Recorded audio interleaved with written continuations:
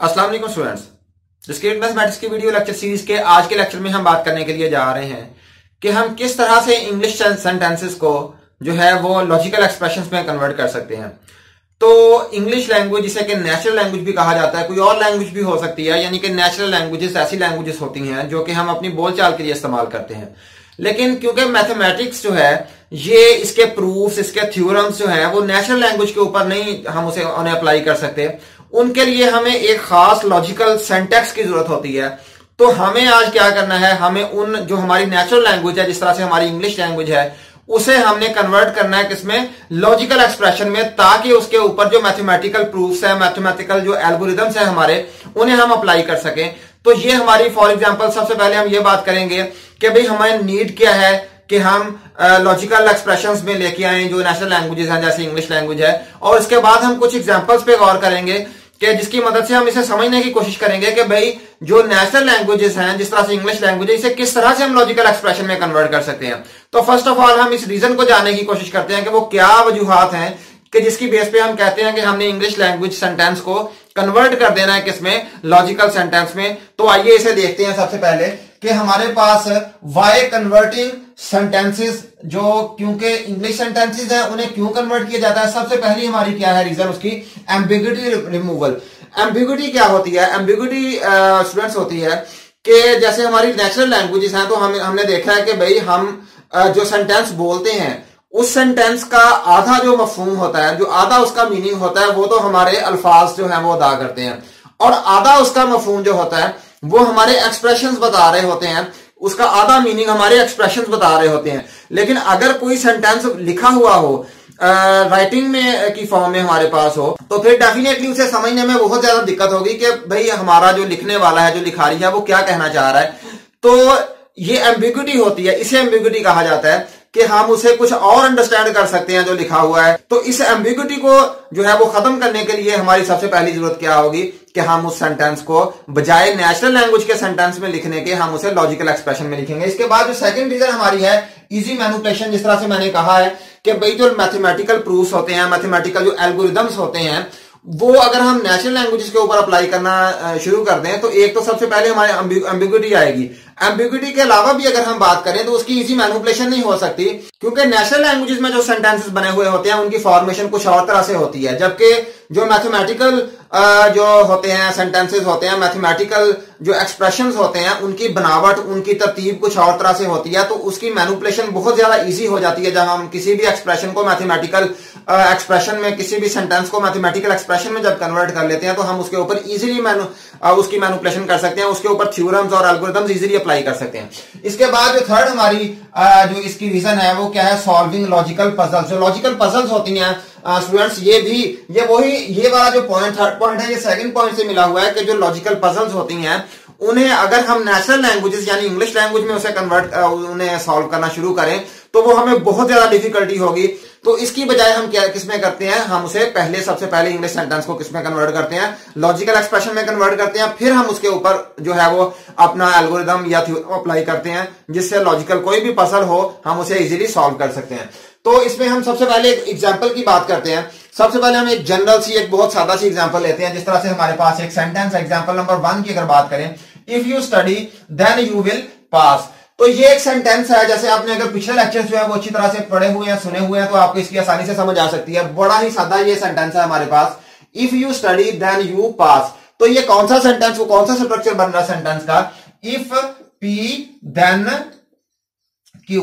तो ये वाला सेंटेंस जो है बन रहा है। तो यहां पे हम क्या करते हैं, किसी भी सेंटेंस को सॉल्व करने का जो तरीका है वो मैं आपको बता देता हूं। सबसे पहले आप बजाय उस सारे सेंटेंस को पढ़ के कोशिश करें कि मैं इसके ऊपर मैथमेटिकल एक्सप्रेशन में ऐसे लेके आता हूं, तो इसकी बजाय आप क्या करें, सारे सेंटेंस के हिस्से बना लें कि उस एक सेंटेंस, फॉर एग्जांपल जैसे ये कंपाउंड स्टेटमेंट है, इसका एक पार्ट क्या है, इफ यू स्टडी, दूसरा पार्ट क्या है, यू विल पास। तो इसे मैंने दो हिस्सों में डिवाइड कर लिया। पहले को मैंने कह दिया इफ यू स्टडी या यू स्टडी, तो दूसरे को मैंने कह दिया यू विल पास। तो एक हिस्से को मैंने कह दिया पी, ये वाला इफ यू स्टडी, इसे मैंने पी कह दिया, इसे मैंने क्या कह दिया, क्यू। और इसके साथ जाहिर है कि अगर पी होगा तब ही क्यू होगा, तो इसका लॉजिकल एक्सप्रेशन क्या बन रहा है, पी देन क्यू।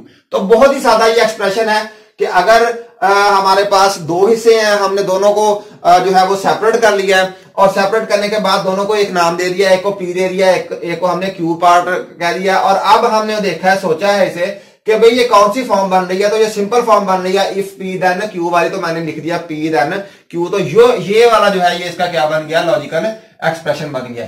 इसके बाद एग्जांपल 2 की बात करते हैं।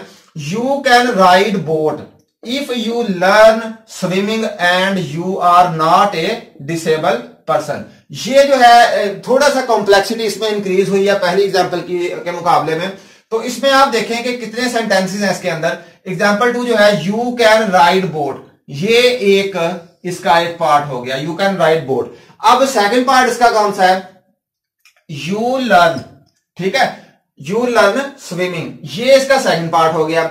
You can ride boat, you learn swimming, और इसके बाद ये बीच में एंड है, तो एंड के बाद क्या अगला सेंटेंस क्या है, you are not a disable person. अब मैंने इन तमाम हिस्सों को जो है वो मैंने डिफरेंट नेम देने हैं। For example you can ride boat, मैंने इसे क्या कह दिया, पी कह दिया। इफ यू लर्न स्विमिंग, इसे मैंने क्यू कह दिया। और you are not a disable person, तो इसे मैंने क्या कह दिया, इसे आर कह दिया। इसे 3 हिस्सों में डिवाइड किया, एक को मैंने पी का नाम दे दिया, एक को मैंने क्यू का नाम दे दिया और एक को आर का नाम दे दिया।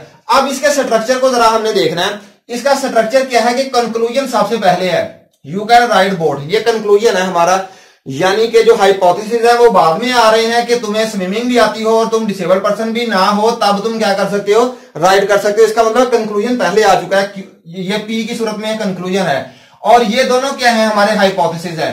तो हाइपोथेसिस क्या कहते हैं, यू लर्न स्विमिंग, इसका मतलब क्या है, Q, simply Q. You are not a disable person, तो ये इसे मैंने इस सेंटेंस को क्या लिखा है, अगर आर की मैं यहां पे डिस्टिंग्विश करूं तो आर ये वाला सेंटेंस ही मैं इसे एज आर लूंगा कि you are not a disable person. R मैं क्या लूंगा, you are a disable person. Not जो है, जो निगेशन है, इसे मैं रिप्रेजेंट करूंगा इसके साथ, अपने वेरिएबल के साथ रिप्रेजेंट करूंगा। आर क्या होगा मेरा, you are a disable person. तो क्यू एंड, दरमियान में क्या है, एंड। आर क्या है, आर के अंदर नॉट है, तो यहां पे क्या लगाऊंगा, नॉट आर। क्या इंप्लाई कर रहा है ये, पी। अब ये देखें कि अगर तुम्हें तैराकी आती है, यू लर्न स्विमिंग, तुम सीख लेते हो तैराकी, और you are not a disable person. Disable person जो है उसे मैंने क्या लिखा था, आर लिखा था, not R, Q and not R, then तुम क्या इंप्लाई ये कर रहा है, यू कैन राइड बोट, तुम तैराकी जो है, तुम बोट जो है कश्ती की सवारी कर सकते हो। तो ये इसका एक बड़ा सिंपल सा जो है लॉजिकल एक्सप्रेशन मेरे पास बन गया, Q and not R implies P. अगर यहां पे ये होता, you can ride boat if you learn swimming, और यहां पे एंड की बजाय क्या होता, और होता, तो सिंपली यहां पे क्या एंड की बजाय आ जाना था, डिसजंक्शन, यानी कि और ऑपरेटर आ जाना था। तो इस एक्सप्रेशन को जो है वो इस तरह से रिजॉल्व कर सकते हैं। इसके बाद थर्ड एग्जांपल है हमारे पास, you can not see this horror video if you are a heart patient unless you are under 60 years of age. इसमें you can not see this horror video, तो ये हमारे पास जो है एक पार्ट बन जाता है इसका, you can not see this horror video. अच्छा, सेकंड पार्ट इसका क्या बनता है, if you are a heart patient, second क्या बनता है, you are a heart patient. Third क्या बनता है, you are under 60 years age. तो ये 3 पार्ट में मैंने इसे डिवाइड कर लिया है। अब क्योंकि मैंने पहले बताया था कि जो नॉट वाला सेंटेंस है उसे मैं पी नहीं लूंगा या क्यू नहीं लूंगा या आर नहीं लूंगा, बल्कि मैं इसे पी, फॉर एग्जांपल मैं इसे पी लेता हूं। अगर you can see this horror movie, से मैंने क्या ले लिया, पी। नॉट वाला जो वो मैं अपने बीच में जो ऑपरेटर है उसके साथ मैं इसे डिस्टिंग्विश करूंगा नॉट को, तो मैंने पी किसे लिया, you can see this horror video. अच्छा, ये भी इसमें भी पिछले सेंटेंस की तरह से बिल्कुल वैसे ही है कि भाई कंक्लूजन पहले आ रहा है और उसके हाइपोथेसिस जो है वो बाद में आ रहे हैं। अच्छा, सेकंड क्या लिया मैंने, you are a heart patient, इसे मैंने क्यू ले लिया। Unless you are under 60 years of age, इसे मैंने क्या ले लिया, इसे मैंने पी लिया, इसे क्यू ले लिया और इसे क्या ले लिया, मैंने आर ले लिया। अब ये देखें कि भाई ये हमारा कंक्लूजन है, तो ये दो हमारे हाइपोथेसिस हैं जो यहां पे लिखे हुए हैं। इसका क्या सेंटेंस बनेगा, you are a heart patient, ये तो एज इट इज ही आ जाएगा क्यू। अनलेस जो है इसे मैं एंड के साथ रिप्रेजेंट करूंगा, और you are under 60 years age, तो 60 ईयर एज है, अगर तो 60 ईयर्स के एज के वो अंडर ही है, फिर तो वो डेफिनेटली जो है वो मैं यहां पे आर लिख दूंगा। और अब क्योंकि मैंने यहां पे क्या बताना है कि भाई तुम मूवी नहीं देख सकते, क्यों नहीं देख सकते, क्योंकि तुम 60 ईयर की एज के नीचे नहीं हो, तुम उससे ऊपर जा रहे हो, तो मैं यहां पे आर नहीं लिखूंगा बल्कि नॉट आर लिखूंगा, देन नॉट पी, यानी कि तुम हॉरर मूवी जो है वो नहीं देख सकते। तो ये सेंटेंस इस तरह से बना है, ये जो है ना क्यू, ये एज इट इज आ जाएगा you are a heart patient, तो ये you are a heart patient मैंने इस तरह से क्यू लिख दिया। अब नॉट आर, अनलेस को मैंने क्या किया, एंड लिखा है, और नॉट आर इसलिए लिखा है कि भाई यू आर, अगर तो होता you are under 60 year of age, फिर तो ठीक है बात, फिर तो यहां पे आ जाना था, लेकिन यहां पे क्योंकि मैंने उसे निगेट करना है, तो इसलिए मैंने लिखा है कि अगर तुम 60 एज के नीचे नहीं हो तो डेफिनेटली मैं नॉट आर लिखूंगा, क्योंकि वो ऊपर है, तो फिर तुम क्या कर सकते हो, फिर तुम मूवी को नहीं देख सकते, फिर तुम वीडियो को नहीं देख सकते। इसके बाद जो नेक्स्ट है मेरे पास एग्जांपल मैंने लिया यहां से, वो क्या है, पी, मैंने पी क्यू आर और एस जो है वो 3 वेरिएबल असाइन कर दिए हैं, डिफरेंट मेरे पास जो है वो सेंटेंसेज है। पी को मैंने क्या ले लिया, I finish my homework before 1 PM। Q मैंने क्या ले लिया, I shall go park in the afternoon. R मैंने ले लिया टुडे इज सनशाइन। एस ले लिया the temperature is very high. अब इन प्रपोजिशंस को मिला के मैंने क्या बनाया, यहाँ पे डिफरेंट सेंटेंसेस बना दिए। तो ये मैंने यहाँ पे 3 सेंटेंसेस बनाए हैं। अब इन 3 सेंटेंसेस को मैं इन्हें देखते हुए जो है वो सॉल्व करने की कोशिश करूंगा। तो यहां पे मेरे पास क्या है, first of all, if today is a sunshine I shall go to park this afternoon. तो इसके 2 सेंटेंस के, इसके दो इसके जो कंप्लीट सेंटेंस जो है इसमें 2 इसके पार्ट्स हैं। एक है if today is a sunshine, then दूसरा क्या है, I shall go to park this afternoon. तो फर्स्ट ऑफ ऑल क्या है, टुडे इज सनशाइन।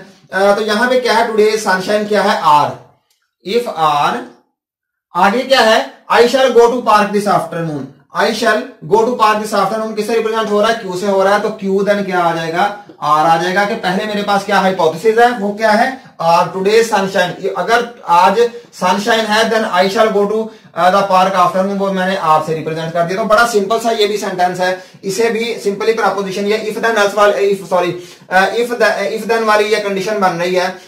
तो इंप्लीकेशन इसके अंदर आ रही है, इफ पी देन क्यू वाली ये सिचुएशन। इसके बाद सेकंड सेंटेंस है मेरे पास, finishing my homework before 1 PM is necessary for going park this afternoon. इसे भी मैं डेफिनेटली 2 हिस्सों में डिवाइड कर लेता हूं। Finishing my homework before 1 PM is necessary for going park this afternoon. इसके दरमियान में क्या आ रहा है भाई, नेसेसरी आ रहा है। तो अगर आपने पिछले लेक्चर जो है वो लिए हुए हैं तो आपको पता है नेसेसरी जो है किसे रिप्रेजेंट करता है। फॉर एग्जाम्पल लेट्स अज्यूम के finishing my homework before 1 PM, ये क्या है, यहाँ पे finishing my homework before 1 PM क्या है, पी है। तो इसे मैंने क्या ले लिया, पी ले लिया।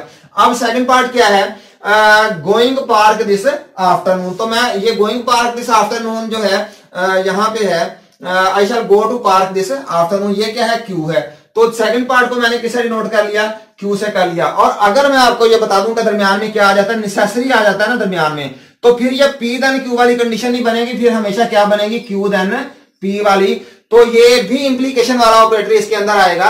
लेकिन क्योंकि इसके अंदर नेसेसरी है, ये नेसेसरी जो है ये मैंने पिछले लेक्चर्स में समझाया हुआ कि अगर ये कंडीशन आ जाती है तो फिर क्या होगा, फिर पी देन क्यू नहीं बनेगा बल्कि क्यू देन पी बनेगा। तो इसके बाद जो थर्ड मेरे पास एग्जांपल है वो क्या है, the high temperature and sunshine drives me to go park in this afternoon. तो इसके दोनों के दरमियान में क्या आ गया, मेरे पास एंड आ गया। तो डेफिनेटली कंजंक्शन ऑपरेटर जो है वो बनेगा, यहाँ पे लगेगा, एंड ऑपरेटर लगेगा।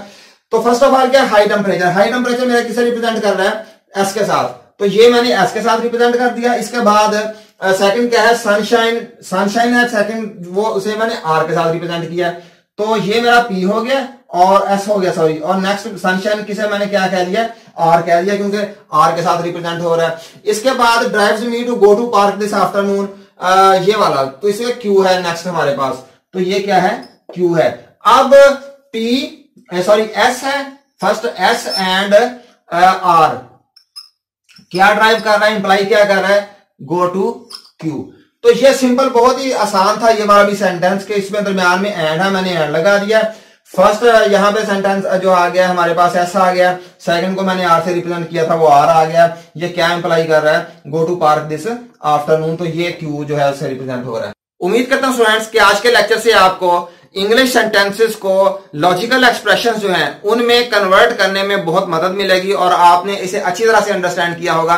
मैं आपको एक एडवाइस करता हूं कि आप कुछ सेंटेंसेस को लें और उसे खुद से कन्वर्ट करके देखें इंग्लिश सेंटेंसेस को लॉजिकल एक्सप्रेशंस में, तो इंशाल्लाह ताला आप इस काबिल हो जाएंगे कि आप खुद से जो है वो डिफरेंट सेंटेंसेस, बेशक वो कॉम्प्लेक्स भी हों, उन्हें कन्वर्ट कर लिया करेंगे। तो आज के लेक्चर के लिए इतना ही। इंशाल्लाह नेक्स्ट लेक्चर में हम किसी और टॉपिक के साथ हाजिर होंगे। तब तक के लिए अल्लाह हाफिज।